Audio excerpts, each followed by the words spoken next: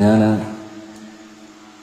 LKG തൊട്ട് പഠിച്ചത് നമ്മുടെ ഇവിടുത്തെ പള്ളി സ്കൂളിലാണ്, നമ്മുടെ ഹോളി ഫാമിലി സ്കൂളിലാണ്. അപ്പോൾ നമുക്ക് ഇവിടെ എല്ലാവർക്കും അറിയായിരിക്കും, എൻ്റെ കുറേ സുഹൃത്തുക്കളൊക്കെ ഇവിടെയുണ്ട്. നമ്മളുടെ ഈ ഭജന നടക്കുമ്പോൾ തന്നെ ഇത്രയും തിരക്ക് വരുന്ന അറിഞ്ഞിട്ട് നമുക്ക് വേണ്ടി പാർക്കിംഗ് സൗകര്യങ്ങൾ എല്ലാവർക്കും തരുന്നത് അവിടുത്തെ പള്ളി ഗ്രൗണ്ടിലാണ്. ദേശവിളക്ക് എന്നുള്ള നമുക്ക് അടുത്ത ദിവസമുണ്ട് നമുക്ക് ദേശവിളക്ക്. ഇപ്പോൾ ദേശവിളക്ക് ഇവിടെ നടക്കുന്ന സമയത്ത് ദേശം മുഴുവൻ വിളക്കുകളാണ്. ആ സമയത്ത് ഇവിടെ പള്ളിയിലും വിളക്കുകൾ എത്തിക്കാറുണ്ട്. അപ്പോൾ അങ്ങനെ പോകുന്നൊരു നാടാണ്. അപ്പം ഇപ്പോൾ ഈ ഒരു കാലഘട്ടത്തിൽ മതസൗഹാർദ്ദം എന്നൊക്കെ പറയുമ്പോൾ എന്തൊക്കെ പ്രശ്നം പോലെയൊക്കെ പല സ്ഥലങ്ങളിൽ ഞാൻ കമൻറ്റുകളൊക്കെ ഉണ്ട്. പക്ഷേ അങ്ങനെയൊന്നും ഞങ്ങൾക്ക് അറിയത്തില്ലാത്ത കാലഘട്ടത്തിൽ ജീവിച്ച മനുഷ്യന്മാരാണ് ഞങ്ങൾ. അപ്പോൾ ഇന്ന് ഭജന കേൾക്കാൻ വേണ്ടിയിട്ട് എനിക്കറിയാം, ഇന്ന് തിരുവനന്തപുരത്ത് നിന്ന് ക്രിസ്ത്യൻസ് ആയിട്ടുള്ള എന്നെ പഠിപ്പിച്ച ടീച്ചറിൻ്റെയൊക്കെ സിസ്റ്റേഴ്സൊക്കെ ഇവിടെ വന്നിട്ടുണ്ട്. അവരെ കൂടെ ഉണ്ടാവും, ഒത്തിരി ധാരാളം ആൾക്കാർ വന്നിട്ടുണ്ട് ഇവിടെ. അപ്പോൾ ഒരു കാര്യങ്ങളിലെ വ്യത്യാസമൊന്നും കാണാത്ത ഒരു നാടാണ്. അപ്പം നമുക്ക് വേണ്ടി ഇത്രയും സൗകര്യങ്ങളെല്ലാം ചെയ്തു തന്ന അവർക്ക് വേണ്ടി ഒരു പാട്ട് നമുക്ക് പാടാമല്ലോ അല്ലേ?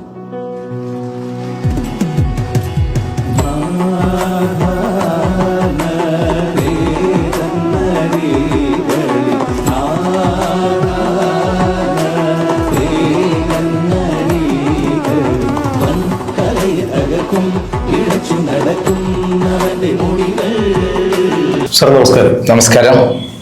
ഇന്ന് കേരളത്തിൽ കത്തിപ്പടർന്നുകൊണ്ടിരിക്കുന്ന ഒരു വിവാദ വിഷയമാണ് നന്ദഗോവിന്ദം ഭജൻസിന്റെ പരിപാടിയിൽ അവർ ക്രിസ്തീയ ഭക്തിഗാനം പാടി എന്നുള്ളത്. ഈ നന്ദഗോവിന്ദം ഭജൻസ് കഴിഞ്ഞ 30 വർഷക്കാലമായി കേരളത്തിൽ പ്രവർത്തിക്കുന്ന ഒരു സംഗീത ട്രൂപ്പാണ്. പക്ഷെ ഈ അടുത്ത കാലത്താണ് അവർ ഇത്രയധികം ഒരു പ്രചാരം നേടിയത്.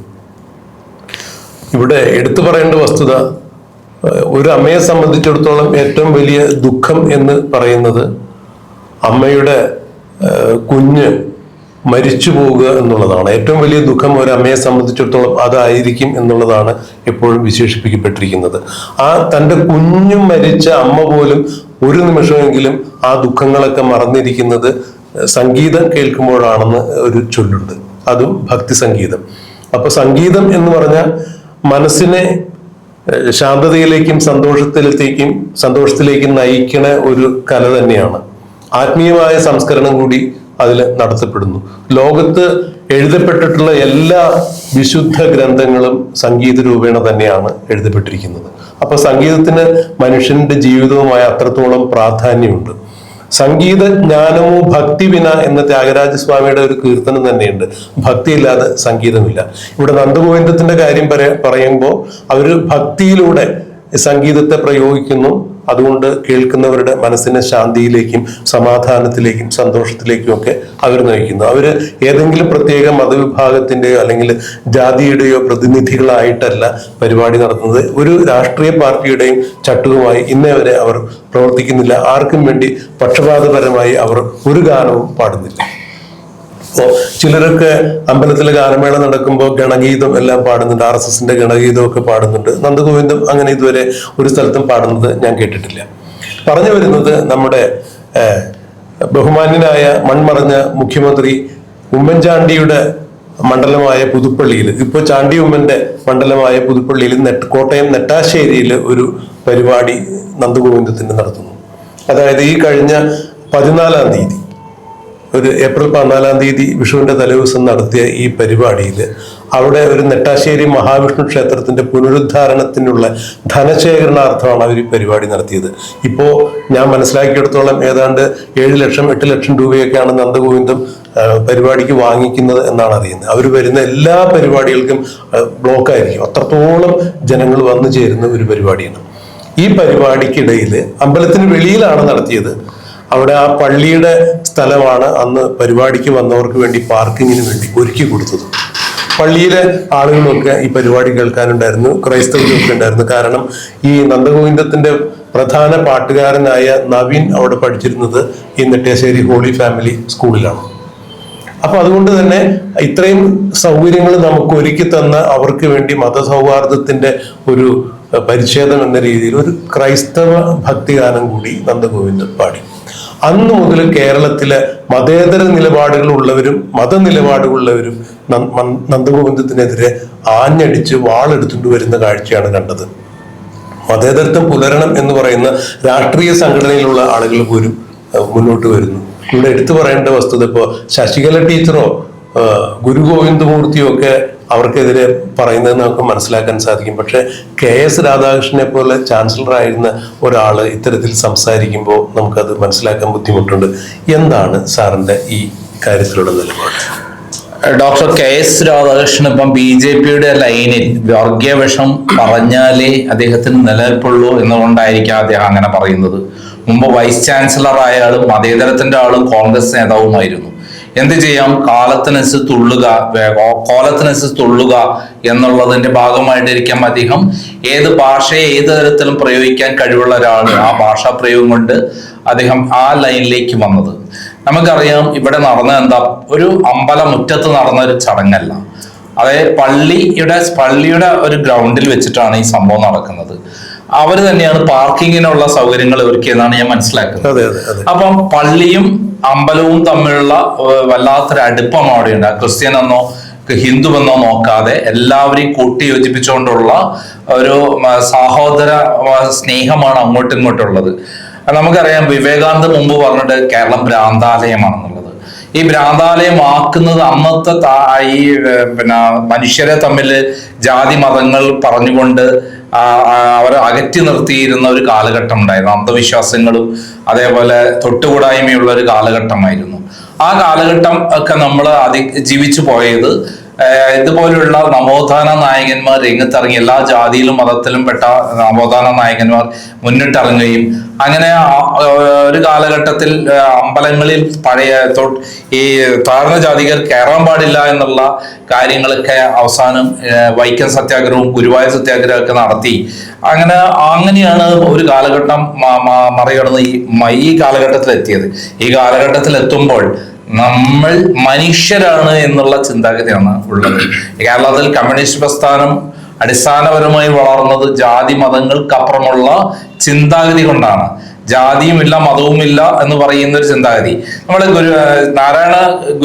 ശ്രീനാരായണ ഗുരു പറഞ്ഞ എന്താ, ഒരു ജാതി ഒരു മതം ഒരു ദൈവം എന്നാണ്.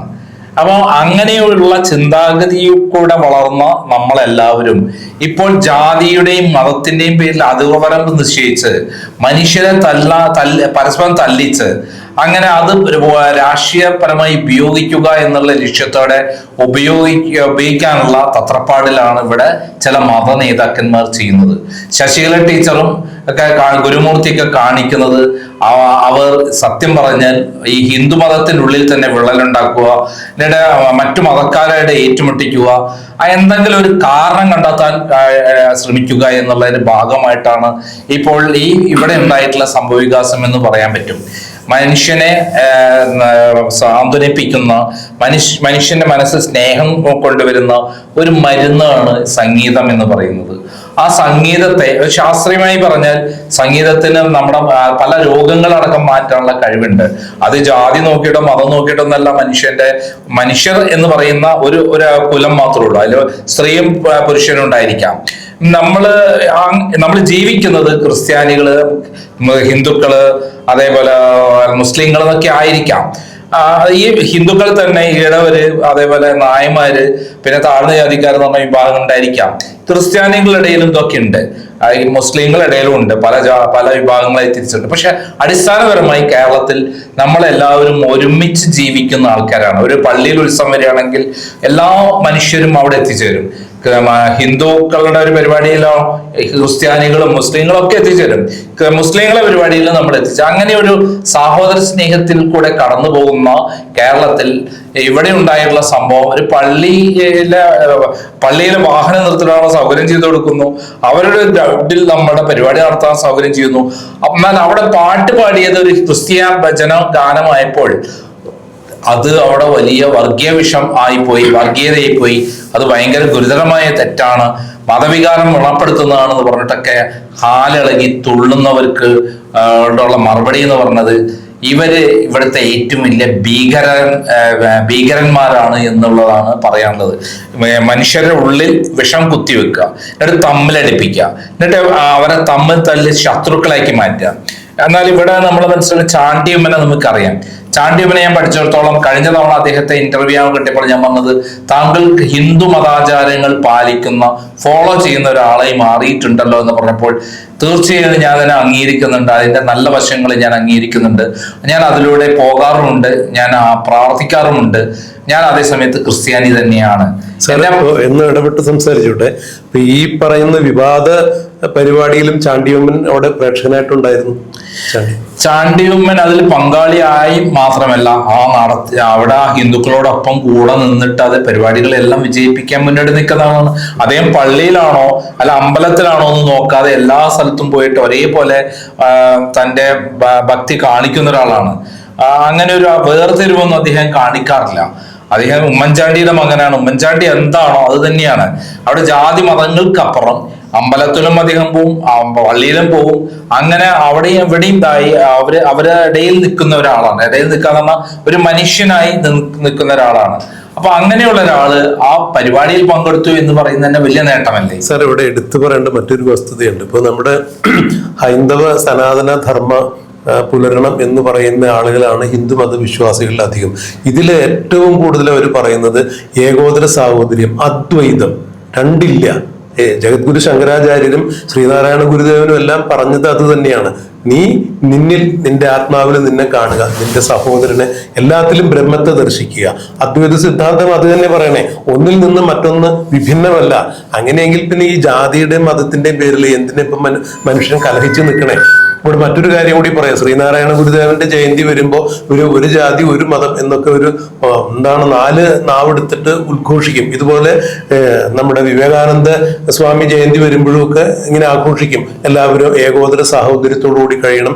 കേരളത്തെ വിവേകാനന്ദൻ ഈ ജാതി മത വ്യവസ്ഥ കണ്ട് ഭ്രാന്താലയം എന്ന് വിളിച്ച് അതിനി പാടില്ല എന്നൊക്കെ പറയുന്നവര് അമ്പലത്തിലെ ഒരു പരിപാടിക്ക്, അമ്പലത്തിന്റെ മതിൽക്കെട്ടിന് വെളിയിൽ നടന്ന ഒരു പരിപാടിക്ക് ഏകോദര സാഹോദര്യം ഊട്ടി ഉറപ്പിക്കുന്ന തരത്തിൽ മതസൗഹാർദ്ദം നാട്ടിൽ നിലനിൽക്കണം എന്നുള്ള ഒരു ചിന്തയോടുകൂടി യേശുദേവന്റെ ഒരു പാട്ടുപാടി. ഹിന്ദുമത വിശ്വാസം അനുസരിച്ചിട്ട് 33 കോടി ദേവതകളാണ് പറയുന്നത്. അങ്ങനെ 33 കോടി ദേവതകളെ ആരാധിക്കുന്ന ആളുകൾ, തൂണിലും തുരുമ്പിലും ഈശ്വരനുണ്ട് എന്ന് വിശ്വസിക്കുന്നവര് എന്തുകൊണ്ട് യേശുദേവന്റെ ഒരു പാട്ട് പാടി കഴിഞ്ഞപ്പോൾ നമ്മുടെ മതവികാരങ്ങൾ ഇളകിപ്പോയി, അല്ലെങ്കിൽ അതിന് വിശ്വാസത്തിന് കോട്ടം തട്ടി എന്ന് പറയുമ്പോൾ എനിക്ക് മനസ്സിലാക്കാൻ സാധിക്കുന്നില്ല. മറ്റൊരു കാര്യം കൂടി എടുത്തു പറയട്ടെ. ഏറ്റവും വലിയ നിരീശ്വരവാദി എന്നറിയപ്പെടുന്ന വയലാർ രാമവർമ്മയാണ് കേരളത്തിൽ ഇന്നിപ്പോ നമ്മളെല്ലാവരും പാടിക്കൊണ്ടു കിടക്കുന്ന ഏറ്റവും നല്ല, ഏറ്റവും പേരുകേട്ട ഭക്തിഗാനങ്ങൾ എഴുതിയിരിക്കുന്നത്. ഇതുപോലെ തന്നെയാണ് യൂസഫ് അലി കേച്ചേരി എന്ന് പറഞ്ഞ മുസ്ലിം ആയിട്ടുള്ള കവിയാണ് കൃഷ്ണകൃപാസാഗരൻ പോലുള്ള ജാനകി ജാനകി പോലുള്ള പാട്ടുകളൊക്കെ നമുക്ക് മലയാളത്തിന് സംഭാവന ചെയ്തത്. എന്തിന്? നമ്മുടെ ലോകത്തിന്റെ, ഭാരതത്തിന്റെ ഗാനഗന്ധർവൻ എന്ന് പറയുന്ന യേശുദാസ്, അദ്ദേഹം പാടിയിട്ടുള്ള പാട്ടുകളാണ് ഇന്ന് ഒരുപക്ഷെ നമ്മുടെ ദേവീദേവന്മാരെ അമ്പലത്തിൽ പാടി ഉണർത്തുന്നതും പാടി ഉറക്കുന്നതും. അങ്ങനെ മതത്തിന്റെ വിലക്കുകളൊക്കെ കൽപ്പിക്കാൻ പറ്റുമെങ്കിൽ ഏതെങ്കിലും ഹൈന്ദവ ക്ഷേത്രത്തിൽ അദ്ദേഹത്തിന്റെ പാട്ട് വയ്ക്കാൻ സാധിക്കുമോ? അപ്പൊ ഇത്തരത്തിലുള്ള വിവാദങ്ങൾ ഉണ്ടാക്കുന്നവരുടെ ലക്ഷ്യം നേരത്തെ സാറ് പറഞ്ഞതുപോലെ വിഷം കുത്തിവയ്ക്കൽ തന്നെയാണ്. ഈ വിഷം കുത്തിവയ്ക്കുന്നതിലൂടെ അവർ എന്താണ് ലക്ഷ്യമാക്കുന്നത് എന്ന് മനസ്സിലാകുന്നില്ല. KS രാധാകൃഷ്ണൻ സാറിനെ പോലുള്ള ആളുകൾ ഇത്തരം കാര്യങ്ങൾക്ക് കൂട്ടു നിൽക്കുമ്പോൾ അദ്ദേഹത്തെ വിമർശിക്കുവാനോ അല്ലെങ്കിൽ അദ്ദേഹത്തിന്റെ ബൗദ്ധികമായ നിലവാരത്തിലേക്ക് എത്തി നോക്കാനുള്ള കഴിവില്ല നമുക്ക്, എനിക്കില്ല. എങ്കിലും ഞാൻ അദ്ദേഹത്തോട് വളരെ വിനയത്തോടു കൂടി പറയാണ്, സാറൊക്കെ ഇവിടെ മതേതരത്വം നിലനിർത്തുന്നതിന് വേണ്ടി നിലകൊള്ളേണ്ട ആളുകളാണ്. ഞങ്ങൾക്കൊക്കെ കുറച്ച് പ്രതീക്ഷയുള്ള ഒരു പറ്റം ആളുകളിൽ ഒരാളാണ് സാറ്. അങ്ങേപ്പോലുള്ള ആളുകൾ ഇതുപോലെ മതേതര നിലപാടുകൾ പുലർത്തുന്നു എന്ന് പറയുമ്പോൾ സംഗീതത്തിലും സാഹിത്യത്തിലും അല്ലെങ്കിൽ അതിന്റെ പ്രായോഗിക രീതിയിലൊക്കെ മതത്തിന്റെ വേർതിരിവ് കാണുന്നു എന്ന് പറയുന്നത് വളരെ സങ്കടകരമായ കാര്യമാണ്. നന്ദഗോവിന്ദം ഭജൻസ് ഇപ്പൊ നടത്തിക്കൊണ്ടിരിക്കുന്നത് സാന്ത്വനം തന്നെയാണ്, ഒരു തരത്തിലുള്ള സാന്ത്വന ചികിത്സ തന്നെയാണത്. അതായത് ഒരു നിമിഷം നേരത്തേക്കെങ്കിലും അല്ലെങ്കിൽ 1 മണിക്കൂർ നേരത്തേക്കെങ്കിലും, അത് 2 മണിക്കൂർ നേരത്തേക്ക് സർവ്വതും മറന്ന് നമ്മളുടെ ആത്മാവിനെ അല്ലെങ്കിൽ മനസ്സിനെ, നമ്മുടെ ശരീരത്തേക്ക് മറ്റൊരു ലോകത്തേക്ക് കൊണ്ടുപോകത്തക്ക രീതിയിലുള്ള ശാന്തിയിലും സമാധാനത്തിലും അധിഷ്ഠിതമായിട്ടുള്ള ഒരു ഭജനാ സമ്പ്രദായമാണ് അവർ രൂപപ്പെടുത്തിയിരിക്കുന്നത്. അവിടെ എല്ലാം മറന്ന ആളുകൾ ഇരിക്കുന്നുണ്ടെങ്കിൽ മതവും ജാതിയും ഒന്നും അവിടെ ഇല്ല. ക്രൈസ്തവരുണ്ട്, മുഹമ്മദീയരുണ്ട്, ഹൈന്ദവരുണ്ട്, പാഴ്സികളും ജൈനന്മാരും എല്ലാം അവിടെ ചെന്നിരിക്കുന്നുണ്ട്. ഇവിടെ നമ്മൾ എന്തിനാ ഈ മതത്തിന്റെ പേരും പറഞ്ഞ് ഇവിടെ നല്ല രീതിയിൽ പ്രവർത്തിച്ചുകൊണ്ടിരിക്കുന്ന നന്ദഗോവിന്ദത്തിന് നന്ദകുന്തിരിക്കം എന്നാണ് ഒരു ഹൈന്ദവ ആചാര്യൻ പറഞ്ഞത്. അതൊക്കെ വളരെ സങ്കടകരമായ കാര്യമാണ്. നന്ദഗോവിന്ദൻ നടത്തുന്നത് വലിയൊരു സേവനം തന്നെയാണ്. കാരണം 100 പുസ്തകങ്ങൾ വായിച്ചാൽ കിട്ടുന്ന അറിവില് അപ്പുറമായിരിക്കും ഒരു 4 വരി ഗാനത്തിലൂടെ നമുക്ക് കിട്ടാൻ സാധിക്കുക. ഗാനാത് പരം നഹി എന്നൊരു ശ്ലോകം തന്നെയുണ്ട്, അത് മുഴുവൻ ഞാനിവിടെ പറയുന്നില്ല. അപ്പൊ സംഗീതത്തിന് അത്ര കണ്ട് പ്രാധാന്യമുണ്ട് എന്ന് പറയുമ്പോൾ സംഗീതത്തിന്റെ പേരിൽ ഇത്തരം കാട്ടിക്കൂട്ടലുകൾ എന്തിനാ എന്നുള്ളത് മനസ്സിലാക്കാൻ സാധിക്കുന്നില്ല. നമ്മളെല്ലാവർക്കും ജനിച്ച രീതിയിൽ ഓരോ മതമുണ്ടാകും, ഓരോ ജാതിയൊക്കെ ഉണ്ടാകും. പക്ഷെ അതിനൊക്കെ ഭേദിച്ച് മതേതരത്വ നിലപാടുകൾ പുലർത്താൻ സാധിച്ചില്ലെങ്കിൽ പിന്നെ നമ്മൾ എന്ത് പുരോഗമനവാദികളാണ്, എന്ത് ഭാരതീയനാണ് എന്ന് പറയുന്നത്? എനിക്ക് ഇത് തന്നെയാണ് ചോദിക്കാനുള്ളത്. എന്താണ് സാർ ഇതിൽ പറയാൻ? അതായത് മതത്തിന്റെ ചങ്ങലക്കെട്ടിനുള്ളിൽ കൊണ്ടിട്ട് സംഗീതത്തെ അതിന്റെ സങ്കുചിതമായ മാർഗത്തിലേക്ക് കൊണ്ടുപോയി വർഗീയത വളർത്തുക എന്നുള്ളതും മനുഷ്യരെ തമ്മിലടിപ്പിക്കുക എന്നുള്ളതുമാണ് ഇത്തരം വർഗീയ വിഷം ചീറ്റുന്ന വർഗീയവാദികൾ ഉദ്ദേശിക്കുന്നത്. നമുക്കറിയാം, ഹരിഹവരാസനം പാടിയിട്ടുള്ള യേശുദാസ് ഗുരുവായൂരപ്പനെ കുറിച്ച് എന്തെല്ലാം അദ്ദേഹം പാടിയിട്ടുള്ള പാട്ടുകൾ ഗുരുവായൂർ അമ്പലത്തിൽ പാടുന്നുണ്ട്. അപ്പൊ ശബരിമലയിൽ ഹരിവരാസനം പാടുന്നില്ലേ? എല്ലാ അമ്പലങ്ങളിലും അദ്ദേഹത്തിന്റെ പാട്ടുകൾ, ആ പാട്ട് ഉപയോഗിക്കാം. എന്നാൽ പാടിയ ആള് ക്രിസ്ത്യാനിയാണ്, അതേവിടെ കയറ്റാൻ പാടില്ല എന്ന് പറയുന്ന സങ്കുചിതമായ ചിന്താഗതി ഇവിടെ കുറച്ച് ക്ഷേത്രങ്ങളിൽ മാത്രമേ ഉള്ളത്. നമ്മളിവിടെ നമ്മൾ ശ്രദ്ധിക്കേണ്ട കാര്യം, മനുഷ്യനെ സ്വാന്തനിപ്പിച്ച് അവരെ ഒരു വല്ലാത്ത അവസ്ഥയിലേക്ക് കൊണ്ടുപോയി അവർക്ക് ജീവിതത്തിന്റെ വിഷമങ്ങളും മറ്റെല്ലാം മറന്ന് ഭക്തിയും അതേപോലെ സ്വാതന്ത്ര്യവും ചേർന്നുള്ള കാര്യമാണ് ഇവിടെ അവർ ഉണ്ടാക്കിയിട്ടുള്ളത്. അത് സംഗീതത്തിലൂടെ അവരെ എല്ലാവരും ഒന്നാണ് മനുഷ്യർ, നമുക്ക് ഒരുമിച്ച് നിൽക്കാം. ക്രിസ്ത്യാനികൾ അങ്ങോട്ടും പോവാം, ക്രിസ്ത്യാനികൾ ഹിന്ദുക്കൾ ഇങ്ങോട്ടും വരാം, അങ്ങോട്ടും ഇങ്ങോട്ടുമുള്ള ഒരു കൂട്ടായ്മ എന്നുള്ളതിലേക്ക് കൃത്യമായി നമ്മൾ ചിന്തിക്കുന്നതിന് പകരം ഈ പാടിയ ആൾക്കാർ ഇതൊന്നും ചിന്തിച്ചിട്ടുണ്ടാവില്ല. അവര് നല്ലത് അവിടെയുള്ള ആളുകൾ കൊടുത്തു, അവരെ കൈവശമുള്ള നല്ല കായ്ക്കനികൾ കൊടുത്തിട്ട് അത് ഭക്ഷിക്കാൻ വേണ്ടിയിട്ട് കൊടുത്താണ്. അത് കേൾക്കുന്നവർക്ക് മനസ്സിന് സന്തോഷവും ആനന്ദവും ഉണ്ടായി. അവർക്ക് വേറെ പ്രശ്നമൊന്നുമില്ല, അവിടെ വന്നവർക്ക് യാതൊരു പ്രശ്നവുമില്ല. പക്ഷെ പുറമെയുള്ള ആളുകൾക്കാണ് ഇതിന്റെ പ്രശ്നം. പുറമെയുള്ള ആളുകൾ എന്ന് പറഞ്ഞാൽ നമ്മള് കെ.എസ്. രാധാകൃഷ്ണനെ നമ്മൾ കാണുന്നത് എങ്ങനെയാണ്? മുമ്പ് കോൺഗ്രസ്സുകാരനായപ്പോൾ മതേതരത്വത്തിന് വേണ്ടി അങ്ങനെ ആകാശത്തിന് പുറത്ത് കയറി ഇന്ന് പ്രസംഗിച്ച ഒരാളാണ്. ഇപ്പം അദ്ദേഹം BJP-യിലായപ്പോൾ അതിന്റെ ചട്ടക്കൂടിനനുസരിച്ചിട്ട് ഇതിനെ മാറ്റിയെടുക്കുന്ന ഭാഷാ ചൈതന്യമുള്ള ഒരാള് അതിനനുസരിച്ച് മാറ്റുന്നു. ഏത് വേഷം പോലവും കെട്ടാം അദ്ദേഹത്തിന്. അവിടെ വന്നപ്പോൾ വേറെ വേഷം, ഇവിടെ വന്നപ്പോൾ വേറെ വേഷം, എന്നിട്ട് അതിനനുസരിച്ചിട്ട് കാര്യങ്ങൾ പറയാണ്. അദ്ദേഹം വായിച്ചുള്ള അറിവുണ്ടാകുമ്പോൾ ഏത് തരത്തിലേക്ക് മാറ്റാനുള്ള കഴിവുണ്ടല്ലോ. നമ്മൾ എപ്പോഴും ശ്രദ്ധിക്കേണ്ടത്, എല്ലാ വിവരങ്ങളുമുള്ള ഒരു കള്ളനെ പേടിക്കണം. അത് ഒരു വിവരമില്ലാത്ത കള്ളൻ പലപ്പോഴും ചെയ്യുന്നത് കണ്ടുപിടിക്കാൻ പറ്റില്ല. പക്ഷെ ഇത്തരത്തിലുള്ള ആളുകള് അവരുടെ ഭാഷ കൊണ്ടും വിജ്ഞാനം കൊണ്ടും, കാരണം വിജ്ഞാനം വായിച്ചറിവും പഠിപ്പിച്ചറിവും ഉള്ള ആളുകൾക്ക് അതിനെ ടെസ്റ്റ് ചെയ്ത് ഇങ്ങോട്ട് മാറ്റാനും ഇതിനെ അങ്ങോട്ട് മാറ്റാനും കഴിവുള്ള ആളുകളാണ് ഇവർക്ക്. അവരാണ് ഇവിടെ കലാപം ഉണ്ടാക്കുന്നത് എന്നുള്ളതാണ് ഏറ്റവും സങ്കടകരമായ കാര്യം. Doctor KS. രാധാകൃഷ്ണൻ ഇതിന് പോകരുത് എന്നാണ് നമ്മളൊക്കെ ബഹുമാനിക്കുന്ന ഒരു വ്യക്തിത്വമാണ്. അദ്ദേഹം ഇപ്പോൾ തീവ്ര മതത്തിന്റെ ആളായി മാറിയിരിക്കുന്നു. അതായത് മുസ്ലിം തീവ്രവാദികളെ കുറിച്ച് നമ്മൾ കുറ്റം പറയുന്നതിന്റെ അതേ വേഗത്തിൽ തന്നെ അദ്ദേഹത്തെ ഒരു തീവ്ര ഹിന്ദു ആളായിട്ട് മാറുകയാണ്. അദ്ദേഹത്തിന്റെ മുഖം തന്നെ ഒരു വികൃത രൂപത്തിലേക്ക് പോയിക്കൊണ്ടിരിക്കുകയാണ് എന്നുള്ളതാണ് സങ്കടകരമായ കാര്യം. സാർ, ഇപ്പൊ ഈ തീവ്രത ഇപ്പൊ ഹിന്ദുത്വത്തിലായാലും അല്ലെങ്കിൽ ഇസ്ലാമികതയായാലും ക്രിസ്ത്യാനിറ്റിയിലായാലും എന്തിലായാലും തീവ്രവാദി തന്നെയാണ്. ശ്രീനാരായണ ഗുരു പറഞ്ഞൊരു വലിയൊരു മഹത്തായൊരു വാക്യമുണ്ട്, നമുക്ക് ജാതിയില്ല. സംഗീതത്തിനും ജാതിയും മതവും ഇല്ല. അതിൻ്റെ ഭാഷ തന്നെ സാന്ത്വനമാണ്, അതിൻ്റെ ഭാഷ ശാന്തിയാണ്, അതിൻ്റെ ഭാഷ സന്തോഷമാണ്. അപ്പൊ ഈ ശാന്തിയിലും സന്തോഷത്തിലും സമാധാനത്തിലും അഭിരമിക്കാൻ താല്പര്യമുള്ള ആളുകൾ സംഗീതത്തിന്റെ വഴിയെ പോകും. മതവും ജാതിയും പറഞ്ഞു പോണ ആളുകൾ അതിന് ഇടങ്കോലിട്ട് സാധാരണക്കാരുടെ ശാന്തിയും സമാധാനവും സന്തോഷവും നശിപ്പിക്കാൻ നോക്കരുത്. ഇപ്പോൾ ആ രംഗത്ത് കൂടുതൽ സേവനങ്ങൾ ചെയ്യുന്ന നന്ദഗോവിന്ദത്തെ ദയവായി ആ ഭജന സംഘത്തെ ഒരു കാരണവശാലും ഉപദ്രവിക്കരുത് എന്നുള്ളൊരു കാര്യം മാത്രം പറഞ്ഞുകൊണ്ട് ഇതിലൂടെ നിർത്തട്ടെ. നന്ദി, നമസ്കാരം.